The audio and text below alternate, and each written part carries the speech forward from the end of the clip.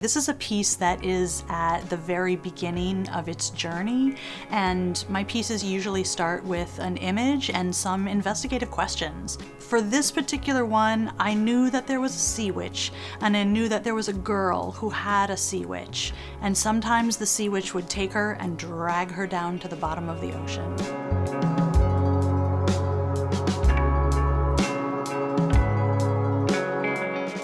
So in a standard theater process, we would start with a script. In a devised process, instead of starting with a script, you'd start with the people in the room. And like I have with my process, you would say like, okay, so this is what I know. I know there's a sea witch, I know there's a girl, she gets dragged down to the ocean. What questions do you have? Has this happened before? How often does it happen? What is it like at the bottom of the ocean? Does anyone else know?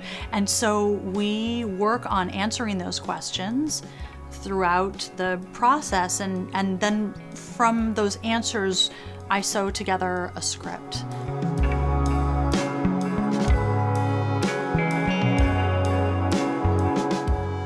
In devised theater, you create a little bit and then you show it and say, what do you see? What we've discovered is that this piece is ultimately about negative self-talk and the effect that that can have on a person. I think usually the sea witch is the part of ourselves that we kind of hide. She sort of, hides behind the shoulder and talks in our ear, but we would never admit that we have a sea witch.